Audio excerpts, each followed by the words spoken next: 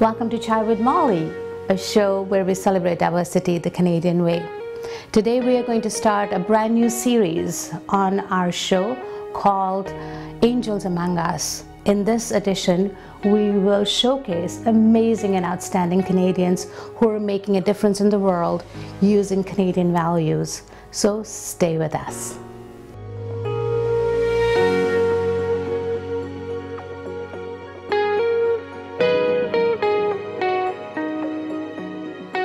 Today we have in the studio a remarkable woman, Margret Adat, and she is an extraordinary Canadian woman who is making a difference in the world using her Canadian values. So join me in welcoming her to the studio. Thank you for being here, Margret. Thank you, Molly. So please tell us, what is it that you're doing and what inspired you to make this difference? So what we're doing is we're helping a school in Africa. And how it started is we went on a family trip.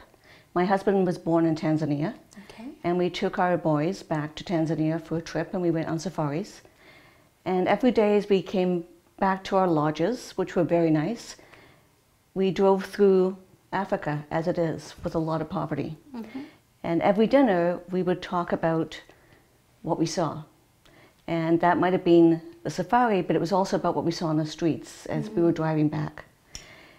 And we decided we really had to give something back. So each night at dinner we talk about this. And what we decided is the way to give back was education. We felt the best way out of poverty was education. Okay. So we asked our driver, we said we would like to help a school. Okay. And we said maybe a school where your children will go, because he had a young daughter at the time. And in a small way, it's just us, it's not a big enterprise, but we'd like to help a school. And we were gifted with a really wonderful driver who really thought it through. And he said, at the end of the trip, he said, I know the school. Okay. And our last day, he took us to JK school. Okay. Unannounced. They did not know we were coming. And we drove in, and the driver and the headmistress started talking in Swahili. Not realizing my husband speaks Swahili. Okay. So she was quite skeptical as what do they want? Why are they here?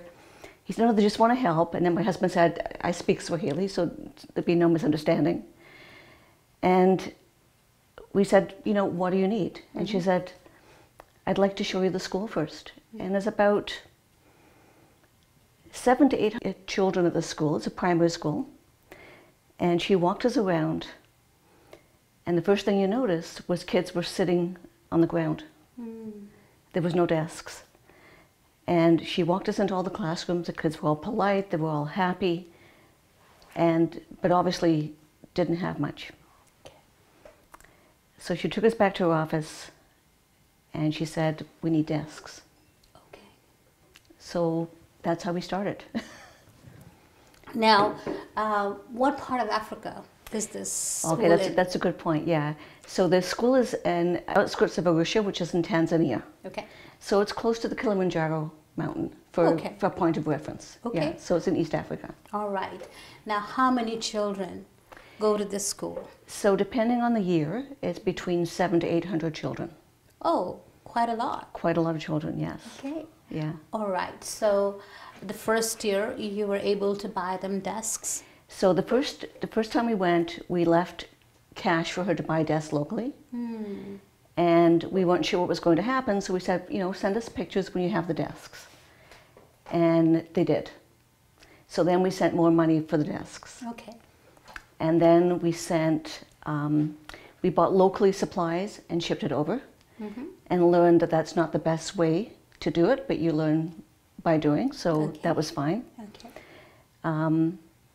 Then my husband made a trip there, and we said, what's your biggest need now? Because they had enough desks. All the children now sit at a desk. And she said they wanted a kitchen. Oh. Because the children were hungry. Oh. So, we're thinking kitchen with a fridge and stove, and it's just a building where they can put a fire and a big pot and they can cook for the kids. So we built the kitchen. Well, we didn't build it, we funded the building of the kitchen. Okay. And we started to feed the grade 7. So in Tanzania, at grade 7 you have to sit an exam to get into high school. Depending on your mark, depends whether you get into high school and which high school you go to. So we started feeding the children in grade 7 during exam time. And the year we started with the school, I think there was 54 children in grade 7, and about 20% passed. Once we started feeding them, the numbers were up to about 79 in grade 7, and about 60% passed. Oh, wow. So the numbers, you really saw a change in the numbers of the kids going into high school. Wow. And that was our goal. Okay. Now, how long have you been doing this? We've probably been doing this about 7 years. Okay. So in 7 years, there must be lots of wonderful stories of some of these kids. So share some of those stories with us. Well, we don't follow the individual stories of the children. Okay. And part of it is to get attached to one child is difficult. It happened once and it's difficult. So what we do is we keep our connection through Mrs. Makundi, who's a headmistress. Okay. One thing that made a difference is about 3 years ago, I got involved with the Rotary Club. So up until Here in Canada? Here in Canada. Okay. What happened is that we're driving through Arusha, I saw a Rotary Club sign. And a friend of mine was very involved in the Rotary Club here. So when I got back, I contacted the Rotary Club. Because lots of people wanted to help with the school, but we didn't have a charity set up. And I was very uncomfortable saying, yeah, you can help, you give me some cash or a check to Margret Adat. Yes. So we got involved with the Rotary Club, where 100% of the funds that we get and we give to Rotary go to the school. And that made a huge difference. Yes. Rotary Club is doing a remarkable work. They're doing all over the world. They are. Yes. And now they're helping my little pet project. Aww. And through the Rotary Club, we were able to raise a lot more money because now it's a legitimate charity. Everybody knows where the money's going. It's 100%. So last time we were back in Africa and we met with school teachers, one of the things that was evident is, one, they had no supplies, like not even chalk. So we bought chalk. And one of the teachers got up and said, I have over 100 kids in my class and I have 3 English textbooks. Oh. And at that point, no chalk. So how are you teaching? It's very hard. So one of the things, one of my next quest was raising money for books. So through the Rotary and through some charity events that I've been able to put together, we've managed to raise money, and we have $30,000 Okay. available. And my next job is to go back to Africa, which we will do on our own dime, because any money that's given, I want to make sure 100% goes to the charity. So my son and I are going back to Africa Okay. and get the textbooks. All right. Now, let me ask you this question. At the beginning of our conversation, you said the best way you thought was in making a difference was to give education, to educate these kids. Why do you think education is so important? Right? Because here, I look at our kids here. They don't want to go to school. If you send them to school, they're not paying attention. There is hardly any value, so to speak. Yeah. Right? And yet, in other parts of the world, people would give anything to be educated, right? Yeah. So why do you think it is important to break that cycle of poverty and deprivation? And because once you are in that place, it leads to all other kinds of issues, right? Poverty leads to slavery, to being trafficked, to abuse, even to illness. Illness.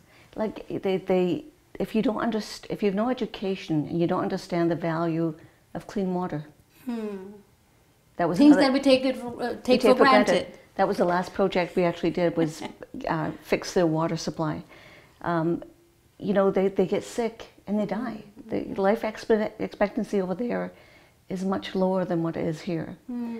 So if they don't know any better, how can they do any better?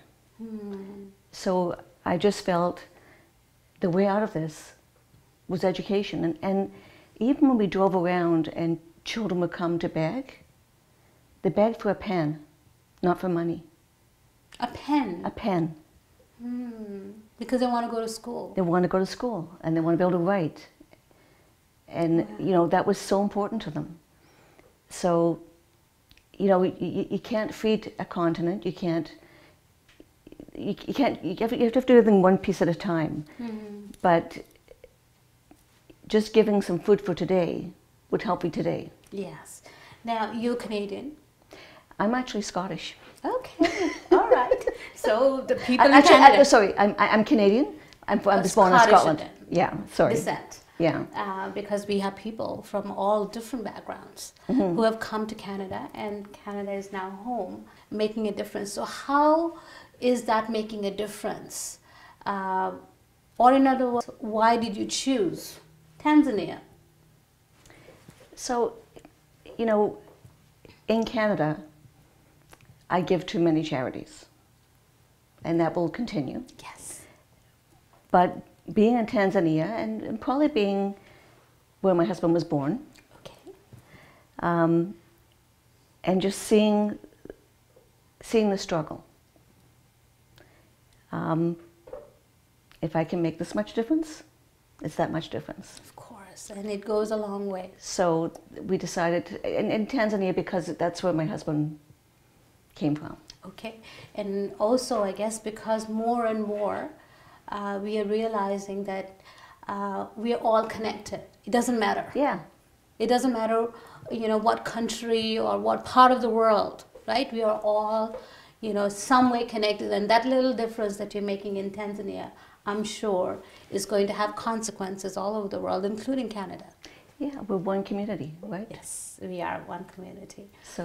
So if there are people who are watching this show, and there are lots of them, and I'm sure they're going to connect with your story and say, you know what, we appreciate what Margret is doing, and we want to come alongside and do our bit. Okay. Where can they reach you? So probably the best way to reach me is my email address, which is madat@gentec, that's GENTEC -intl.com. So there you go. There are lots and lots of opportunities available. All you have to do is just look around. There are so many. If you are one of those people who has been wondering what to do to make a difference, well, here's one great opportunity for you to get yourself involved with, and you know where to reach her.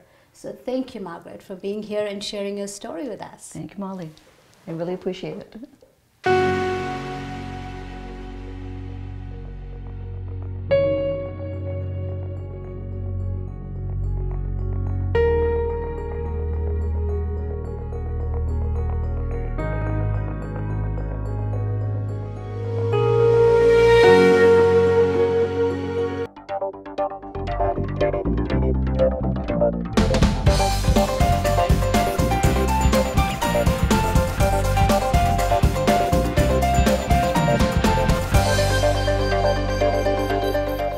The real estate market continues to perform exceptionally well. It's been a great year, and we expect it to continue to be this great in the new year as well. But what is it that is causing it to perform so well? Let's talk to our expert, Jay Banerjee. Welcome to the show again, Jay. Good to be here. All right, so the real estate market is doing really, really well. Well, here's the headlines. This is right out of the horse's mouth from the president of the Toronto Real Estate Board, Mr. Paul Etherington. And I quote, October 2014 sales and average prices up year over year. All right. So what do you attribute that to? Very simple. Supply, demand. The demand has increased. The supply is down. All right, now, what do you say to people who have been forecasting for a very long time that there is going to be a crash or there's going to be a soft landing, but none of that has happened, right? Contrary to what we, the realtors, have been telling, that no, the market is robust and there are good principles, economic principles that are at play here, and we don't anticipate that happening. So what do you tell someone like that? Well, I think you hit the nail on the head. You mentioned the key word, the economic, it's really the economic indicators or the economic status of Canada. And I don't blame people that have been predicting this because, you know, what goes up comes down. There have been cycles for goodness knows how long. So I understand where they're coming from. However, in Toronto, it's been different, and here's why. There are true economic conditions that exist, which is in downtown. Are unique to Toronto. Yes. Right? Yes. For example, the immigrants. That's one. That's it's not the only factor, yes. but it's definitely one factor. Yes, because they come from all over the world. I guess who doesn't want to be in Canada? Yes. And then once you come in Canada, who doesn't want to be in Toronto? Yes. Right?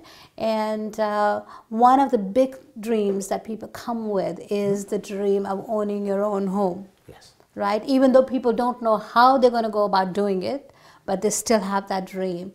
Yes, I remember when we got married, right? We wanted to buy a home. Yes, we did. How that was going to happen, we had no clue. Yes. Right? But we I knew. remember that moment, for sure. Yes, we knew that that was going to happen sometime. That's a key economic driving force. And the other one is the economics. There are also economic migrants moving into the city. Because where else can you earn that kind of income? And then what's happening is in downtown, a home is almost $900 to $1 million. So then it's driving up the condo market because there is the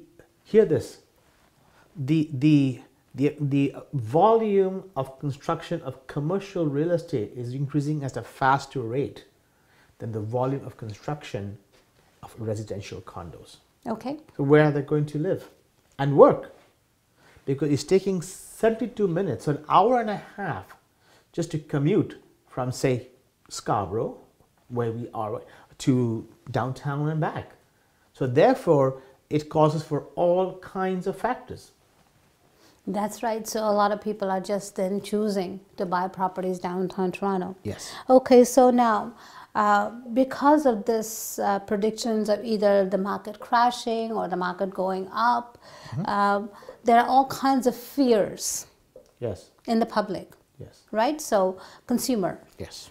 For example, if there is someone who wants to buy, then they are almost, some of them are petrified that you know, they really can't afford, and so they are hoping against hope, I guess, to see that these predictions come true and that the market comes down, and then that would be the time for them to buy, and that hasn't happened. It's a long wait. Yes, and some of them have lost, you know, great opportunities, right? Because they've been waiting year after year after year, and here we are. So what do you want to say to someone like that who probably is now a lot more realistic? Well, here's what I want to share with you. Today I received some of the stats. This is the historic stats from the Toronto MLS sales and average prices dating back as much as 1968 to today. So can I share that with the public? Please do. In 1968, an average home price in Toronto was $26,732. Oh my God, you can't even buy a car. No. For that money. Okay. That's right. Now let's bring it fast forward to 1990. 1990, almost 32 years later, now we're talking from 26,000 is 255,000. Okay. For an average price home.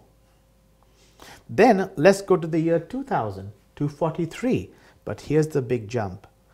Since the year 2000 to the year 2032, from 243,000, we're sitting at 522,000. $500,000. That's $500,000. Yes. That's right here, the historic stats for Toronto. Okay. Yes. All right. So for all those investors, Yep. this is a much better option, isn't it? Well, you have three options. You can put your money into a stock or mutual fund. You can go into any bank or take your money, or institution. Number two, you could potentially buy gold. I'm not sure what the numbers are, but they're there. The third option is to invest in real estate. Yes. And here's why. Even if you leave aside the increase, because that does come under speculation, here's what's happening. When you buy a condo, let's say, for example, I'm getting a condo sale coming up in a couple of weeks downtown. Call me about that. When you're buying a condo, say for $350,000, you're putting in 20% down, there is a small, not big, small cash flow. So you are cash flow positive. Number two, people forget, they're paying the mortgage down about $500-600 a month. So here's what happens. Somebody that buys a condo as an investor in a 5-year span, well, they're putting in $70,000, 20%. 5 years later, they've earned $40,000 on that condo with $70,000. And this is without speculation, because you've got a cash flow of $150 a month, maybe. That's about, it comes to about $9,000 a year.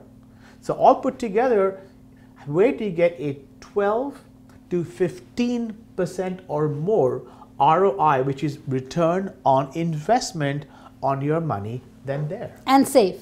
And safe. And don't take my word for this. Go to CMHC or any site of the government that shows rental vacancies.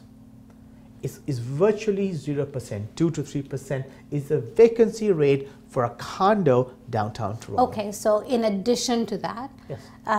the property values have gone up. They have. So people who did buy Yes. or are thinking of buying have actually done very well for themselves. Many people who bought from ourselves, 20 years back, 10 years back, who have not taken money out, today can retire. All right. So what would you like to tell someone who is contemplating making a real estate investment? The word is now. Call me now, because if you call me now, there is still not too late. Because here's the good news. It's under 3%, Molly, for a 5-year fixed mortgage. 2.5 for a 5-year variable mortgage. You cannot go wrong, because remember, when the prices were $250,000, I was in the market. At $250,000, the mortgage rates was 12, 13, 16%. So the payments Virtually the same. were virtually the same. All right. So if you are an investor or contemplating making Yes. an investment, it is not too late. Yes. So if you would like to get any additional information, you can, with confidence, contact Jay at 647-273-1119. Everyone builds dream houses. They are in a neighborhood with a park and close to transportation that runs around the clock. They have a dream backyard and the perfect color with a big pool, great for the summer. They have green trees and birds that soar and a beautiful lake just outside the door. But when you dream, you close your eyes. That's why you need a guide. To see if it's too close to the train. To line up a good school. To notice a possible foundation crack. And remind you of the cost of a pool. With a RE/MAX agent, you will see how much better than a dream home the right home can be. RE/MAX. Dream with your eyes open.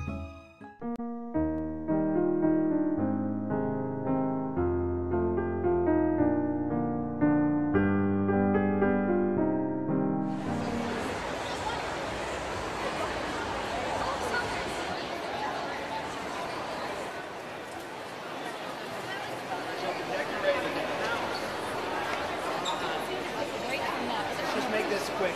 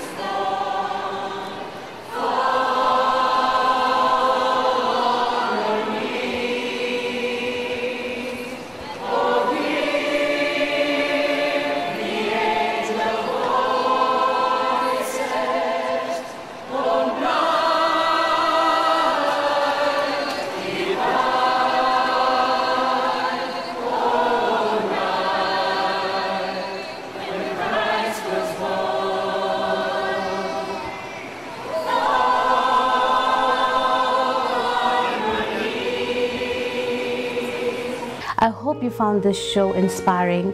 If you have been inspired by this show and would like to perhaps make a difference in your world wherever you are, there are lots of opportunities around us. And if you know someone who is making a difference in the world and would like us to showcase their work on our show, please contact me. I can be reached at 647-979-3220. Thank you for watching. And before I go, I want to remind you once again that to be good and kind to a stranger is a good thing.